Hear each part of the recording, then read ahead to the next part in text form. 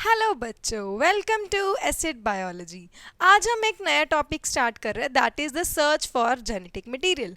अगर हम genetic material की बात करें तो जेनेटिक मटेरियल क्या होता है? जो एक जनरेशन से दूसरी जनरेशन में पास होता है, जिसके कारण जो पेरेंट्स के करेक्टर्स हैं ऑफस्प्रिंग्स में जाते हैं। ठीक है, ये सब हम जेनेटिक्स में पढ़ते हैं। तो जब भी हम जेनेटिक्स की बात करते हैं तो एक बहुत ही फेमस साइंटिस्ट का नाम हम सबके दिमाग में आता है, दैट इज़ मेंडल। ठीक है, मेंडल ही थे जिन्होंने बहुत सारे एक्सपेरिमेंट्स किए थे, कॉन्टिन्यूसली 7 सालों तक इन्होंने एक्सपेरिमेंट किए थे। किसके लिए? हेरिडिटी को पता करने के लिए। ठीक है, इन्होंने जो अपना वर्क पब्लिश किया था दैट वाज इन 1865। ठीक है, तो इनका जो वर्क उन्होंने पब्लिश किया उस टाइम पे इनको कोई रिकॉग्निशन नहीं मिली। उसके बाद क्या हुआ? 1900 में हमारे पास 3 साइंटिस्ट आए थे, ठीक है, जिन्होंने इनके वर्क को रीडिस्कवर किया, उसको पब्लिश किया। तो मेंडल ने अपने वर्क में बेसिकली क्या बोला था कि कुछ ऐसे फैक्टर्स होते हैं जो क्या होते हैं, पेरेंट्स से ऑफस्प्रिंग में जाते हैं, लेकिन उनको नहीं पता था कि क्या फैक्टर्स हैं। ठीक है, उसके बाद अगर हम बात करें 1902 में हमारे पास एक क्रोमोसोमल थ्योरी आई थी। ठीक है, तो क्रोमोसोमल थ्योरी में उन्होंने क्या बोल दिया कि कुछ क्रोमोसोम्स होते हैं जो कि न्यूक्लियस में होते हैं।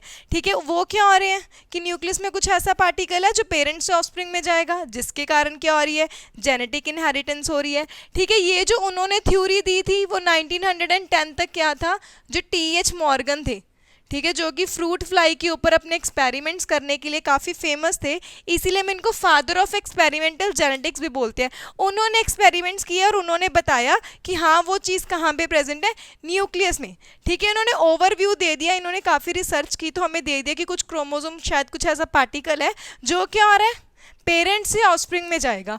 अगर हम बात करते क्रोमोसोम की, तो क्रोमोसोम एक्चुअली क्या था? डीएनए रैप्ड होते हैं। ठीक है, उसके ऊपर कुछ स्टोन्स होते हैं, जो कि हमने पिछली वीडियो में पढ़ा था कि डीएनए कैसे पैक्ड है। एक पॉजिटिवली चार्ज प्रोटीन था हिस्टोन, जिसके ऊपर हमने पढ़ा कि जो नेगेटिवली चार्ज डीएनए है वो रैप हो जाएगा। साथ में उसके क्या होते हैं? कुछ आरएनए। तो अगर हम क्रोमोसोमल थ्योरी की बात करें तो क्रोमोसोम तो 3 कंपोनेंट से बन गया, उसमें डीएनए भी आ रहा है, डीएनए जिस प्रोटीन के ऊपर रैप हो रहा है वो भी आ रहा है, प्लस साथ में कुछ आरएनए भी है। तो अगर हम बात करें कि उन तीनों में से कौन सा पार्टिकल है, ठीक है, इतने ईयर्स के बाद इन 1926, ठीक है, साइंटिस्ट के अंदर क्या था? क्वेस्ट आई। क्वेस्ट का मतलब क्या होता है? चाहत। उनके अंदर एक जागरूकता आई, चाहत आई कि उन्होंने फाइंड आउट करना था कि मॉलिक्यूलर लेवल पे, ठीक है, मॉलिक्यूलर लेवल पे वो कौन सा पार्टिकल था जो एक्चुअली ट्रांसफर हो रहा था। मेंडल ने बोल दिया जी कुछ क्या है वहाँ पे फैक्टर्स हैं, ठीक है, जिनको आज के टाइम पे हम जीन्स बोलते हैं। ठीक है, मेंडल ने अपनी वर्क में क्या लिखा? कुछ फैक्टर्स थे जो कि पेरेंट्स से ऑफस्प्रिंग में जा रहे थे। ठीक है, उसके बाद कुछ डेवलपमेंट हुई, थोड़े माइक्रोस्कोप से एडवांस हुए, तो उन्होंने देखा कि शायद क्या हो रहा है, मियोसिस के टाइम पे कुछ क्रोमोसोम्स थे जो डिवाइड हो रहे थे, पेरेंट्स से ऑफस्प्रिंग में जा रहे थे। ठीक है, करते करते 1926 तक साइंटिस्ट के अंदर इतनी ज़्यादा क्वेस्ट हुई, इतनी ज़्यादा चाहत हुई कि वो क्या करना चाह रहे थे? फाइंड आउट करना चाह रहे थे कि क्या ऐसा कौन सा एक्चुअल में मॉलिक्यूल है। क्योंकि जब हम क्रोमोसोम की बात कर रहे हैं तो हमने देखा वहाँ पे 3 मॉलिक्यूल्स आ रहे हैं, डीएनए भी है, प्रोटीन्स भी है, साथ में आरएनए भी है। ठीक है, इसको फाइंड आउट करने के लिए अब हमने 3 मेन एक्सपेरिमेंट्स पढ़ने हैं, जिससे हमें एक्चुअली पता चलेगा कि हमारा जेनेटिक मटीरियल है कौन सा। ठीक है, तो सबसे फर्स्ट आ जाते हैं हम 1928 में। ठीक है, ग्रिफिथ ने, जो मेरे ग्रिफिथ साहब थे, उन्होंने एक्सपेरिमेंट किया था जिसको हम बोलते हैं ट्रांसफॉर्मिंग प्रिंसिपल। ठीक है, जो सबसे फर्स्ट एक्सपेरिमेंट किया था फाइंड आउट करने के लिए वो 1928 में हुआ था। सेकंड हम पढ़ेंगे 1944 में। ठीक है, इन्होंने बताया था बायोकेमिकल नेचर। ठीक है, जो ग्रिफिथ ने एक्सपेरिमेंट किया, उन्होंने देखा कि कुछ हो रहा था, कुछ ऐसा पार्टिकल था जिसके कारण ट्रांसफॉर्मेशन हो रही थी। ठीक है, वो लेकिन एक्चुअल में फाइंड आउट किसने किया था? 1944 में हमारे पास 3 साइंटिस्ट थे। ठीक है, उसके बाद आ जाते हैं 1952 में। ठीक है, हर्शी एंड चेस, 2 साइंटिस्ट ने मिलकर एक एक्सपेरिमेंट किया था। उन्होंने अल्टीमेटली हमें बता दिया था कि हमारा जो डीएनए है वही क्या है हमारे पास, that is the genetic material. ठीक है, अब ये जो मेन 3 एक्सपेरिमेंट्स हैं बच्चों, हमने इन्हीं को डिटेल में पढ़ना है। ठीक है, हमारे सिलेबस में यही 3 एक्सपेरिमेंट्स हैं। तो चलिए स्टार्ट करते हैं सबसे फर्स्ट एक्सपेरिमेंट से। अब जो फर्स्ट एक्सपेरिमेंट हमने करना है that is the transforming principle. ठीक है, ये जो एक्सपेरिमेंट था इन 1928 एक साइंटिस्ट ने किया था, दैट इज़ फ्रेडरिक ग्रिफिथ। अब जब भी कोई साइंटिस्ट बच्चों कोई एक्सपेरिमेंट कर रहा है ऑब्वियसली किसी ऑर्गेनिज्म को लेके या कुछ लेके कर रहा है, तो जो ग्रिफिथ ने किया था उन्होंने अपने एक्सपेरिमेंट में एक बैक्टीरिया को यूज किया था, that is Streptococcus pneumoniae. Streptococcus pneumoniae, ठीक है। ये बैक्टीरिया न्यूमोनिया कॉज करता है, इसीलिए इसका नाम क्या, स्ट्रेप्टोकोकस न्यूमोनाई, ठीक है। कुछ जगह पे स्ट्रेप्टोकोकस की जगह क्या लिखा होता है, डिप्लोकोकस या फिर न्यूमोकोकस, ठीक है। मतलब एक ही बैक्टीरिया, तीनों में से हम कुछ भी यूज कर सकते हैं, न्यूमोकोकस, डिप्लोकोकस और स्ट्रेप्टोकोकस न्यूमोनाई, ठीक है। अब ये जो बैक्टीरिया है स्ट्रेप्टोकोकस न्यूमोनाई, ये क्या कर रहा था, निमोनिया कॉज कर रहा था। अब इसके फर्दर उन्होंने यहाँ पे बच्चों 2 स्ट्रेन्स ली थी, एक थी एस स्ट्रेन, स्ट्रेन का अगर मतलब हम बोले बेसिकली हम बोल सकते हैं टाइप्स ली थी, ठीक है। तो ये जो पर्टिकुलर बैक्टीरिया था इसकी उन्होंने 2 टाइप्स ली थी, 2 स्ट्रेन्स ली थी, वन वाज एस स्ट्रेन और दूसरी हमारे पास क्या थी, दैट इज आर स्ट्रेन, ठीक है। एस स्ट्रेन का मतलब क्या था बच्चों, यहाँ पे एस का मतलब था स्मूथ या फिर हम बोल सकते हैं शाइनी, मतलब ये बैक्टीरिया इनको जब कल्चर में ग्रो किया गया तो ये कुछ स्मूथ कॉलोनीज बना रहे थे। स्मूथ का मतलब क्या हो गया, जैसे ये हमारे पास बैक्टीरिया है, ठीक है, इसके आसपास यहाँ पे एक स्मूथ सा कोट था, ठीक है। वो किसका बना था, दैट इज म्यूकोपॉलीसेक्राइड, ठीक है। ऐसे ऐसे याद रखना है, ये जो बैक्टीरिया है इसने अपने ऊपर एक स्मूथ कोट डाला हुआ था जो किसका बना था, म्यूकोपॉलीसेक्राइड, ठीक है। जब बैक्टीरिया का भी हम स्ट्रक्चर पढ़ते हैं तो उसमें हम देखते हैं कुछ बैक्टीरिया होते हैं जिसके सेल वॉल के बाहर एक एडिशनल लेयर होती है जिसको हम बोलते हैं बच्चों ग्लाइकोकैलिक्स, ये वही ग्लाइकोकैलिक्स है, ठीक है। सभी बैक्टीरिया में नहीं मिलती, तो ये जिस बैक्टीरिया में मिल रही थी इसकी वो कौन सी थी, एस्ट्रिन, मतलब उसने एक स्मूथ सा कोट डाल लिया था ग्लाइकोकैलिक्स जो किसका बना था, म्यूकोपॉलीसेक्राइड का। इसी के कारण, इस म्यूकोपॉलीसेक्राइड के कारण ही ये जो था इट कैन कॉज निमोनिया, ठीक है। ये वाली जो स्ट्रेन थी बच्चों ये क्या कर रही थी, निमोनिया कॉज कर रही थी, तो इसीलिए हम इसको क्या बोल देते हैं, वायरुलेंट। वायरुलेंट का मतलब जो डिजीज कॉज कर सकती है, ठीक है। तो जो फर्स्ट स्ट्रेन ली थी एस स्ट्रेन, ऐसे हम क्या याद रखेंगे कि ये वाली जो बैक्टीरिया की स्ट्रेन थी ये स्मूथ कॉलोनीज बना रही थी, ठीक है, एज फॉर स्मूथ और शाइनी कॉलोनीज। स्मूथ क्यों बना रही थी, क्योंकि इन्होंने क्या किया था, अपने ऊपर एक कोट डाला हुआ था, किसका कोट डाला हुआ था बच्चों, म्यूकोपॉलीसेक्राइड का, ठीक है। उस लेयर को हम क्या बोल रहे हैं, that is glycocalyx.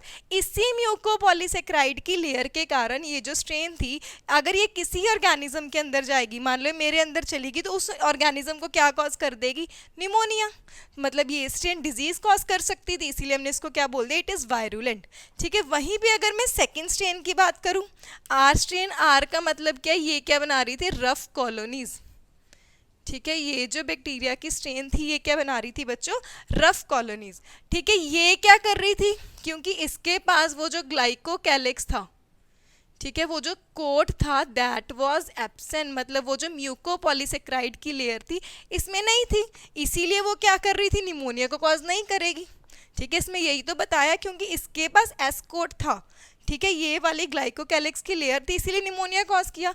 R strain के पास वो एब्सेंट है तो वो निमोनिया नहीं कॉज कर रही, इसको हम क्या बोल देंगे, नॉन वायरुलेंट, ठीक है। इसमें भी अगर हम बात करते हैं जो एस स्ट्रेन है इसकी भी फर्दर टाइप्स होती है 1 2 3, तो उसमें उन्होंने एस में से जो यूज़ की थी दैट वाज S3 और आर की जो टाइप यूज़ की थी बच्चों दैट वाज R2, ठीक है। ये याद करना है तो कर सकते हो, नहीं करना है तो वो आपकी मर्जी है, ठीक है। एस स्ट्रेन थी जो वायरुलेंट थी, जो डिजीज कॉज कर रही थी, और आर स्ट्रेन थी जो नॉन वायरुलेंट थी। अब ये जो उन्होंने बैक्टीरिया लिया इसको इन्होंने क्या किया, माइस के अंदर इंजेक्ट किया, ठीक है, डिफरेंट डिफरेंट एक्सपेरिमेंट्स की, ठीक है। जैसे हम सबसे फर्स्ट बात करते हैं, इन्होंने क्या किया, आर स्ट्रेन ली, ठीक है, इसको क्या कर दिया, इंजेक्टेड इनटू माइस, ठीक है। 2 स्ट्रेन्स थी ना बैक्टीरिया की बच्चों, उन्होंने जो आर स्ट्रेन थी माइस के अंदर इंजेक्ट की, तो सोचो क्या होगा, आर स्ट्रेन थी, कोट एब्सेंट था, नॉन वायरुलेंट थी, कोई डिजीज नहीं कॉज करेगी, तो जो माइस था वो क्या था, माइस वॉज अलाइव, वो जिंदा था, जब बीमारी नहीं कॉज की तो वो जिंदा था। सिमिलरली दूसरा लिया इन्होंने एस्ट्रेन, ठीक है। अब इसको इन्होंने क्या कर दिया बच्चों, इंजेक्टेड इनटू माइस। अब इस एस्ट्रेन को जब माइस में डाला तो हमने अभी पढ़ा एस स्ट्रेन है, स्मूथ कोट है, वायरुलेंट है, डिजीज कॉज करेगा, तो ऑब्वियसली माइस क्या हो जाएगा, माइस वॉज किल्ड। ठीक है, तो सिंपल था, आर स्ट्रेन डिजीज नहीं कॉज कर रहा तो माइस अलाइव था, एस स्ट्रेन डिजीज कॉज कर रहा तो ऑब्वियसली तो माइस क्या हो गया, किल्ड। अब उन्होंने उसके बाद क्या किया नेक्स्ट में, हीट किल्ड एस स्ट्रेन ली। ठीक है, हीट किल्ड का मतलब क्या है, ये जो एस स्ट्रेन के बैक्टीरिया थे इनको हीट से किल कर दिया, मतलब मरे हुए एस स्ट्रेन के बैक्टीरिया डाल दिए। ठीक है, इनको जब हमने इंजेक्ट किया माइस के अंदर, इट वॉज इंजेक्टेड इनटू माइस। ठीक है, तो उन्होंने क्या देखा, माइस क्या हो जाएंगे, अलाइव, क्योंकि ये तो डिजीज कॉज करने वाला ऑर्गेनिज्म ही जब किल्ड कर दिया उस बैक्टीरिया को तो ऑब्वियसली माइस सर्वाइव कर गया। ठीक है, अब उन्होंने क्या किया, ये जो दोनों केसेस थे, ठीक है, आर स्ट्रेन को जब डाला माइस अलाइव था, हीट किल्ड एस स्ट्रेन को जब डाला माइस अलाइव था। उन्होंने फोर्थ एक्सपेरिमेंट में क्या किया, दोनों को इकट्ठे डाल दिया। ठीक है, अब फोर्थ में क्या हो रहा है, यहाँ पे देखो, जो आर स्ट्रेन था प्लस जो हीट किल्ड वाली एस स्ट्रेन थी हमारे पास, हीट किल्ड एस स्ट्रेन, इसको क्या कर दिया बच्चों, उन्होंने यहाँ पे इंजेक्ट कर दिया into the mice, injected into mice. तो अब यहाँ पे क्या होना चाहिए था, सोचो, जब आर स्ट्रेन डाली इंडिविजुअली माइस अलाइव था, हीट किल्ड एस स्ट्रेन डाला माइस अलाइव था, तो उन्होंने जो इससे रिजल्ट एक्सपेक्ट किया होगा क्या होगा, क्या होना चाहिए, माइस अलाइव होना चाहिए, बट एक्चुअल में जो इन्होंने देखा यहाँ पे क्या हो गया, माइस वॉज किल्ड। ठीक है, माइस वॉज किल्ड। ये क्या हो गया, ये देख के तो जो ग्रिफिथ साहब थे वो तो बिल्कुल ही हैरान रह गए, क्योंकि जब हमने इन दोनों को इंडिविजुअली डाला, आर स्ट्रेन डाली mice alive, heat killed S strain डाला माइस अलाइव, लेकिन जब उन्होंने फर्स्ट और थर्ड को इकट्ठे करके डाल दिया, हमने एक्सपेक्ट क्या किया था, उन्होंने एक्सपेक्ट क्या किया, जो माइस था वो अलाइव होना चाहिए था, लेकिन जो उनके पास रिजल्ट निकल के आया तो वो क्या आ गया, माइस किल्ड। ठीक है, तो उन्होंने फिर इसको देखने के लिए कि एक्चुअल में ऐसे गड़बड़ी क्या होगी, उन्होंने जो माइस था उसको एनालाइज किया। जब उन्होंने माइस को एनालाइज किया तो उन्होंने वहाँ पे क्या देखा, उनको अंदर से क्या मिला, लाइव एस स्ट्रेन। ठीक है, उन्होंने क्या देखा कि जो एस टाइप के बैक्टीरिया थे वो क्या हो गए, लाइव, लेकिन जो उन्होंने डाले, हमने क्या लिखा, हीट किल्ड, उन्होंने तो उसको किल करके डाला ना, तो फिर मतलब उन्होंने इससे क्या एनालाइज किया, क्या इन्फ्रेंस निकाला कि जो आर स्ट्रेन था उसके अंदर उस हीट किल्ड एस स्ट्रेन से कुछ ऐसा गया होगा, ठीक है, जिसके कारण वो किस में कन्वर्ट हो गया, एस स्ट्रेन में। ठीक है, हम पढ़ते हैं ना, जो जेनेटिक मटेरियल है, जेनेटिक मटेरियल के पास इंफॉर्मेशन होती है कोई भी चीज़ बनाने की। जो एस स्ट्रेन हमने बात की थी कि इसके पास ये जो कोड था, ठीक है, ये जो ग्लाइकोकैलिक्स की लेयर थी, इसी के कारण वायरुलेंट था। अब इसको बनाने के लिए कोई तो जीन्स रिस्पॉन्सिबल होंगी।